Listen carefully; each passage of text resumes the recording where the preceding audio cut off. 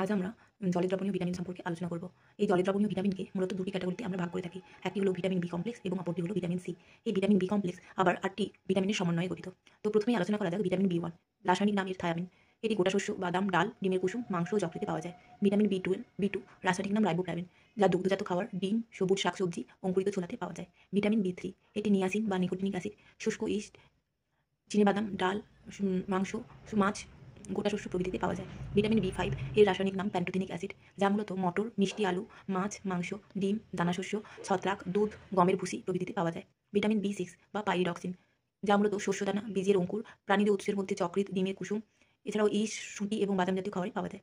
Vitamin বি7 রাসায়নিক নাম বায়োটিন, যা ডিম, বাদাম, গোটা শস্য, যকৃৎ প্রভৃতিতে পাওয়া যায়। ভিটামিন বি9 একে আবার ভিটামিন এমও বলা হয়। এর রাসায়নিক নাম ফোলিক অ্যাসিড। এটি শুকনো ইস্ট, চালের তুষ, সয়াবিন, যকৃৎ, বাঁধাকপি, শুঁটি এবং লেবু জাতীয় ফলে পাওয়া যায়। ভিটামিন বি12 এর রাসায়নিক নাম সায়ানোকোবিলামিন। এই ভিটামিন মূলত প্রাণীজ উৎসেই পাওয়া যায়। কোনো উদ্ভিজ্জ উৎসে আমরা এই ভিটামিন বি12 পাই না। তাই যারা ভেজিটেরিয়ান তাদের ক্ষেত্রে ভিটামিন বি12 এর ঘাটতি দেখা যায়। এটি মূলত মাছ, মাংস, যকৃৎ, দুধ, পনির, ডিম প্রভৃতিতে পাওয়া যায়। ভিটামিন সি বা অ্যাসকর্বিক অ্যাসিড, যা মূলত লেবু জাতীয় ফল বা যেকোনো টক জাতীয় ফল মানেই ভিটামিন সি। এছাড়াও স্ট্রবেরি এবং আমলকি ইত্যাদি ফলে পাওয়া যায়। ধন্যবাদ।